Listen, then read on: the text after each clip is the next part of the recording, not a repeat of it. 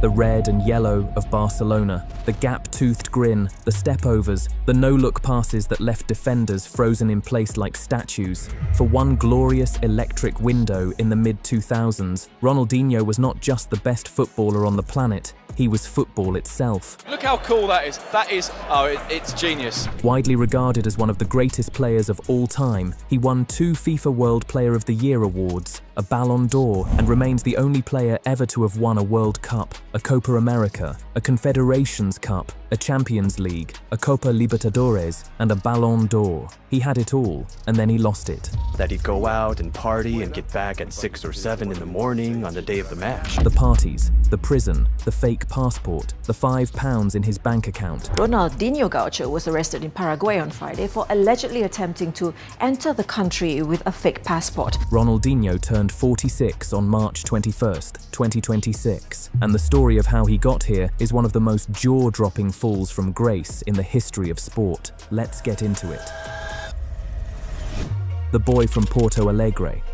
To understand how far Ronaldinho fell, you first need to understand how high he climbed and where he came from. He was born Ronaldo de Assis Moreira on March 21, 1980, in Porto Alegre, Rio Grande do Sul, Brazil. He grew up in the Vila Nova Brasilia neighborhood, a working-class area that shaped his hunger and resilience. Football ran deep in his blood. His older brother Roberto was also a professional player and later became his manager, guiding much of Ronaldinho's career decisions. He lost his father when he was just 8 years old. That loss changed everything. The family had recently moved to a new house with a swimming pool, a bonus to Roberto for extending his contract with Grêmio, one of Porto Alegre's professional teams. The elder son returned from training for a family gathering to celebrate both his 18th birthday and his parents' anniversary, but came home to find his father had suffered a fatal heart attack while swimming. Ronaldinho was just 8 years old and has often credited his brother for stepping in to serve as a father figure for him after their loss. Roberto sacrificed everything for his little brother. He quit his own football dreams to become Ronaldinho's protector, his manager, his shield from the world.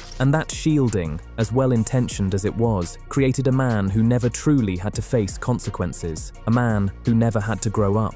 His first brush with the media came at age 13, when he scored all 23 goals in a 23-0 victory against a local team. 23 goals in one game by one kid. The entire country sat up and paid attention. He was called up to the under-17 Brazilian national team almost immediately, and from there the rise was unstoppable. After developing at Grêmio for years, he signed for Paris Saint-Germain in 2001 for $5 million. The wizard was heading to Europe. Nobody could have predicted what was coming next, both the extraordinary and the catastrophic. The Barcelona years, the peak. Here is where the legend was truly born. Barcelona in 2003 was a club in flux, reeling from years of inconsistency and trophy drought. Then Ronaldinho walked through the door, and everything changed instantly. His golden years were at Barcelona from 2003 to 2008, where he won 2 La Liga titles and the UEFA Champions League, showcasing his unparalleled dribbling skills, creativity, and joyful playing style. His debut goal against Sevilla, dribbling 2 defenders before rifling the ball off the underside of the crossbar, was one of the great statements of intent in football history. And then came December 2005, the Ballon d'Or, the confirmation of what everyone already knew. Ronaldinho was the best player in the world, the best player alive, and he was only 25 years old. But the moment that still gives fans goosebumps to this day? The Santiago Bernabeu, November 2005. A stunned Real Madrid crowd watched Ronaldinho single-handedly dismantle their team with 2 goals of outrageous quality, a run from the halfway line past helpless Madrid defenders for the first, and a wicked slalom through the box for the second.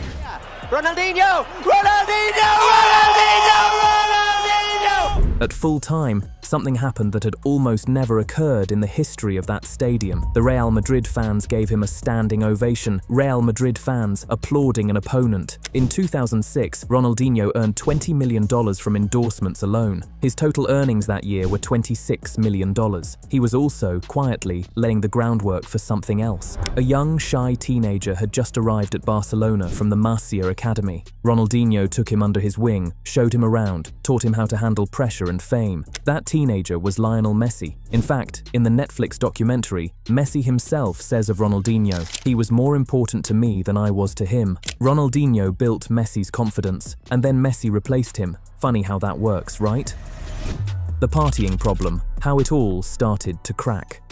But here is the thing about Ronaldinho's genius. It always came with a catch. Even at PSG, years before Barcelona, years before the Ballon d'Or, the warning signs were already there. His former Paris teammate Jérôme Leroy put it bluntly, saying, Ronaldinho did not train on any day of the week and would just turn up on a Friday for the game on Saturday. Not one day of training, all week, just showed up Friday, played Saturday, and somehow still performed. Imagine what he could have done if he had actually tried. But here is where the damage really accumulated. Having been a model professional and devoted himself to training during his hugely successful first 3 seasons at Barcelona, Ronaldinho's partying lifestyle and lack of dedication to training saw his physical condition decline. One Barcelona board member reportedly confirmed what everyone behind the scenes already knew, saying that Ronaldinho plays bongos until 2 in the morning every night, and that everyone knows they have a discipline problem but nobody can stop it. Rumor has it he even negotiated a clause into one of his contracts that allowed him to party at least 2 nights per week. 2 nights, written into his actual contract. And then he reportedly broke even that commitment because 2 nights simply was not enough.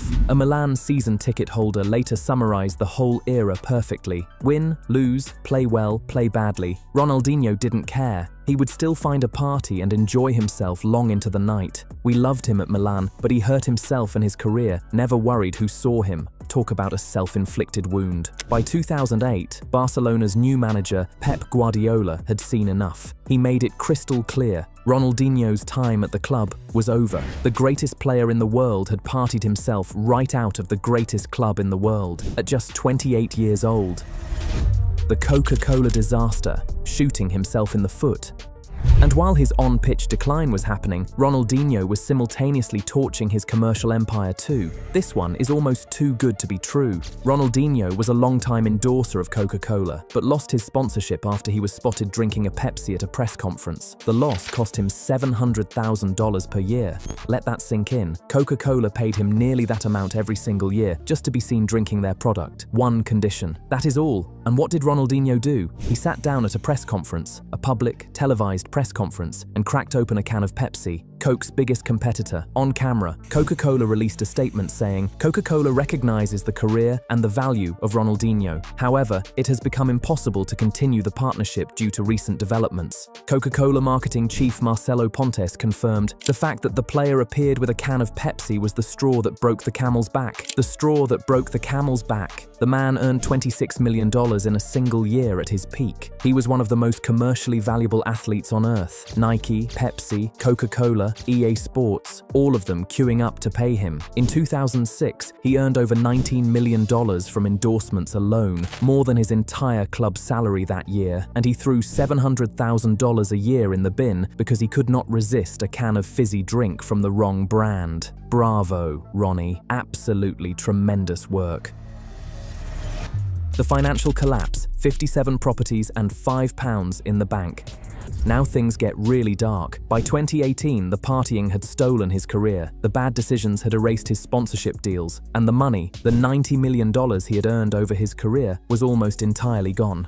Reports emerged suggesting he had just £5 in his bank account after being ordered to settle unpaid debts totaling £1.75 million. £5. The man who once earned $26 million in a single year had £5 to his name. How? How does that happen? In 2019, Brazilian authorities took action against him for unpaid taxes and fines. Reports said 57 of his properties in Brazil were seized. On top of that, both his Brazilian and Spanish passports were taken away. He was also fined close to €1 million. 57 properties. He had bought 57 properties and still could not pay his taxes. One of those was a lake house in Porto Alegre where he had built a fishing dock on the riverbank, without permits, without authorization, completely illegally. He was fined the equivalent of $1.7 million. He refused to pay, so they took his passports, both of them, Brazil and Spain, gone. No passport, no way out of Brazil, and a mountain of debt. The Ballon d'Or winner, the man who made Real Madrid fans applaud him, stuck in Brazil with £5 in his account and the government knocking on his door. It is one of the most staggering financial collapses in the history of football, and it was entirely, completely, spectacularly self-inflicted. The Paraguay prison, the dumbest plan in football history.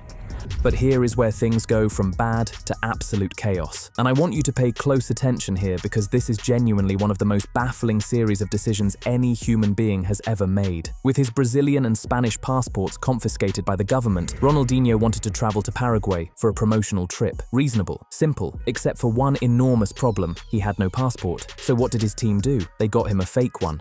On the 4th of March 2020, Ronaldinho and his brother Roberto arrived in Asunción, Paraguay, ostensibly to attend a charity event supporting disadvantaged children and to promote a book. The Brazilian football star had been invited to the Paraguayan capital by a foundation for needy children and to promote his new book. 2 days later, both brothers were arrested by Paraguayan authorities after investigators discovered they had entered the country using falsified passports. Ronaldinho Gaucho was arrested in Paraguay on Friday for allegedly attempting to enter the country with a fake passport. The fake documents had reportedly been provided by a local businesswoman named Dalia Lopez. Now stop right there, because here is the part that makes absolutely no sense whatsoever. Brazilian citizens are not required to show a passport in order to enter Paraguay. Ronaldinho could have just walked in with his national ID card. No passport required. He went through the elaborate, criminal, utterly unnecessary effort of obtaining a fake Paraguayan passport for a country he did not even need a passport to enter. And then, just to make sure no plan could possibly be more doomed, they tried to use these fake passports for one of the most recognizable faces in South American history. The two were taken into custody and placed in Tacumbu National Penitentiary in Asunción, an overcrowded prison housing around 150 inmates in the improvised section where they were held. His own lawyer could barely defend him. The lawyer publicly stated to the media that Ronaldinho was not aware he was committing a crime because he did not know the documents were fake. And then the lawyer added those 3 brutal words: he is stupid. His own lawyer called him stupid. Ronaldinho himself told Paraguayan network ABC Color, "It was a hard blow. I never imagined that I would go through such a situation. All my life, I have sought to reach the highest professional level and bring joy to people with my football." Former Paraguay international Nelson Cuevas, who visited his friend in prison, told CNN Radio, "Ronaldinho is not happy at all. What distinguishes him is his smile, his good energy, his way of being. But today, due to the situation he is going through, that smile is lost because he is in prison, which is a place he is not accustomed to." The smile was gone. The wizard was behind bars at 40 years old. Prison life, football, even behind bars. What happened next inside Tacumbu prison was both heartbreaking and somehow completely on brand for Ronaldinho. During his incarceration, Ronaldinho reportedly became popular among fellow inmates, signing autographs and even participating in a prison futsal tournament where his team won the final 11-2. He celebrated his 40th birthday behind bars, his 40th birthday in prison in Paraguay. After using a fake passport, he did not even need it. But the football tournament story really says everything about who Ronaldinho is as a human being. They organized a tournament across the prison wings. The inmates competed against each other, the prize being which team got Ronaldinho on their side. And then the man went out, and his team won the final 11-2 in a prison yard at 40 years old. Even locked up with everything stripped away, this man cannot stop being Ronaldinho. In April 2020, lawyers posted a bail of $1.6 million on their behalf, and the brothers were placed under house arrest in a hotel in Asunción to await trial. The pair had faced up to 5 years behind bars if convicted. 5 years. Imagine that. The 2005 Ballon d'Or winner potentially served 5 years in a Paraguayan prison for a passport he did not even need to use. With a plea deal accepted, Ronaldinho was finally free to leave Paraguay in August 2020, approximately 5 months after his initial arrest. He returned to Brazil having served 32 days in actual custody and several months under house arrest. Both brothers pleaded guilty to entering the country with fake passports as part of the agreement. Ronaldinho paid a fine of $90,000, while his brother Roberto was fined $110,000. While Roberto will have a criminal record in Paraguay, Ronaldinho will not. Roberto is not permitted to leave Brazil for 2 years, free, but it broke, and carrying the weight of a story nobody would ever let him forget. The crypto disaster, from football to fraud claims. You would genuinely hope that after prison, after house arrest, After the passport fiasco, after the financial collapse, Ronaldinho would make calm, safe, sensible decisions. You would be wrong, because next came crypto. Retired pro soccer star Ronaldinho testified at a congressional hearing in Brazil, denying his involvement in an alleged $61 million crypto pyramid scheme that bore his name. Retired football great Ronaldinho denied involvement in an alleged cryptocurrency pyramid scheme. He appeared before a parliamentary committee inquiry where he refuted any role in the scheme called 18K Ronaldinho that promised a 2% daily return on crypto. A lawsuit was filed against the firm seeking $61 million in damages. 2% daily returns on crypto. That is a classic pyramid scheme promise, and it had Ronaldinho's face, his name, and his image plastered all over the marketing. Ronaldinho claimed he was never partnered with the company and that it used his name and image without his authorization, arguing he was also a victim of the purported scheme. But prosecutors pointed out he had taken photos specifically for the company, and his track record with shady crypto promotions was already well established. Ronaldinho had failed to appear before 2 previous hearings related to the inquiry, most recently on August 24th. He said weather conditions meant he was not able to attend. The latest hearing was his last chance to appear before Congress.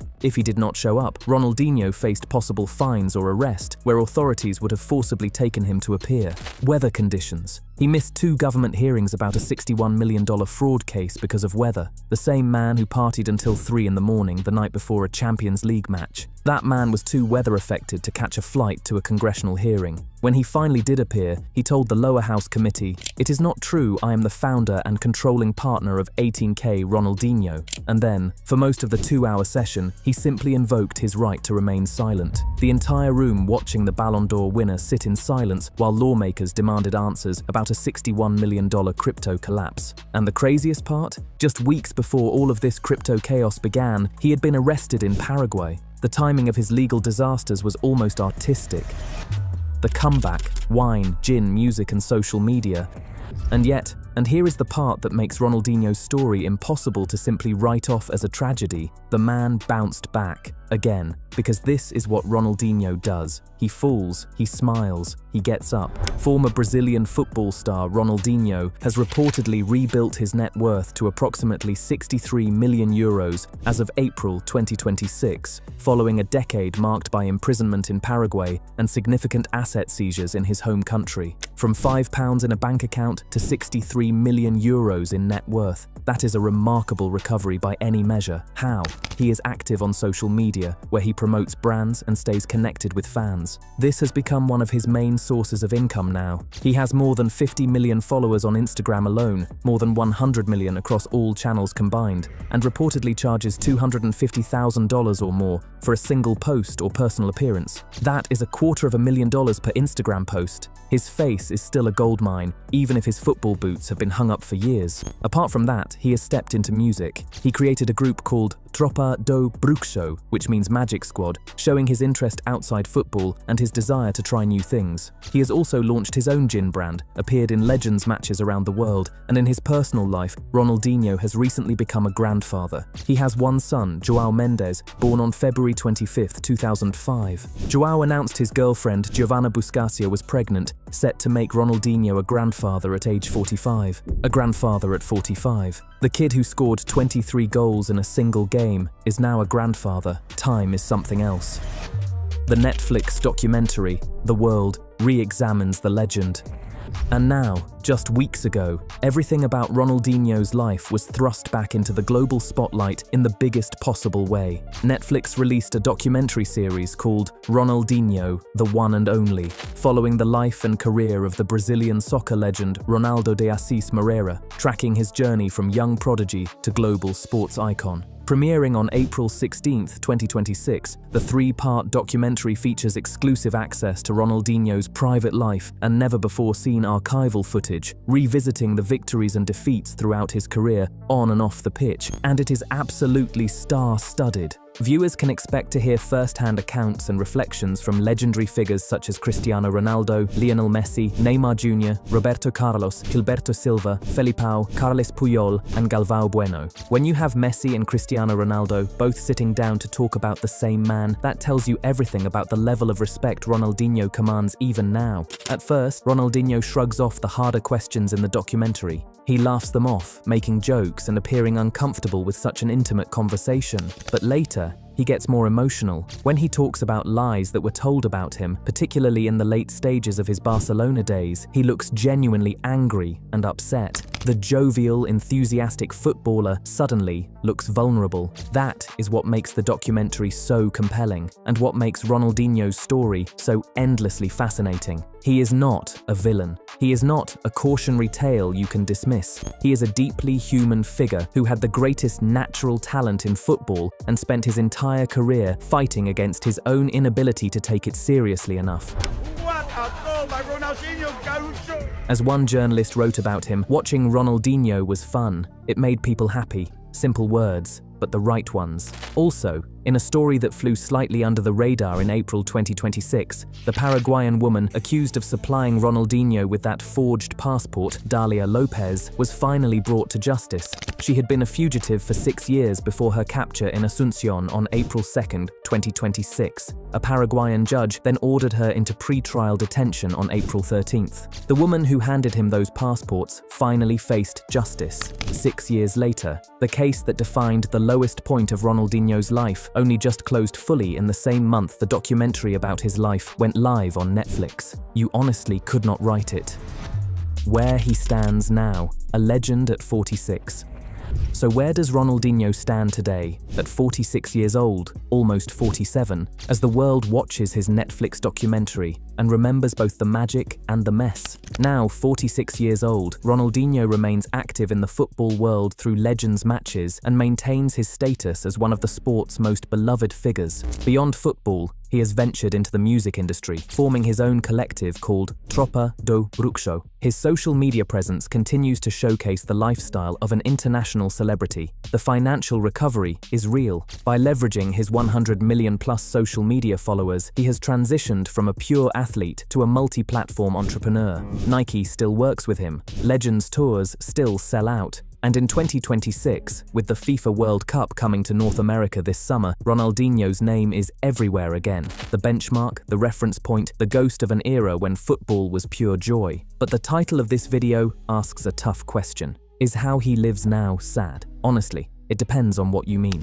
If you are asking whether the financial destruction, the prison stint, the fake passport, the crypto chaos, and the lost career years are sad, absolutely. Devastatingly so. A player of his ability should have died a multi-champion, a serial winner, a manager, or an ambassador of the sport at the very highest level. Despite his performances at his peak, Ronaldinho was criticized on occasion in the media for his lack of discipline in training, as well as his hedonistic lifestyle off the pitch, which impacted the overall longevity of his career. Referring to Ronaldinho as Brazil's childlike genius who never grew up, writer Tim Vickery suggests that it was the sudden death of his father at such a young age that may have seen Ronaldinho shy away from remaining at the top, with the attitude of life is short and can end unexpectedly, so enjoy it while you can. Life is short and can end unexpectedly, so enjoy it while you can. That is the philosophy of a little 8-year-old boy who came home to find his father dead in a swimming pool, and that boy never stopped living by it. Not through Barcelona, not through Milan, not through Paraguay, not through any of it. On his 46th birthday this March, Ronaldinho shared a message to fans. Thank you all for the loving birthday messages. Love you all, folks. The gap-toothed grin, back on social media. The world lit up for him, because no matter what he did, no matter how many times he stumbled, the world never truly fell out of love with Ronaldinho. And maybe that, in itself, is not sad at all. So, which part of Ronaldinho's story shocked you the most? The £5 in the bank, the fake passport he did not even need, or something else entirely? Let us know your thoughts in the comment section, and before you leave, don't forget to like this video and subscribe to Goal Rivals so you don't miss the next ones.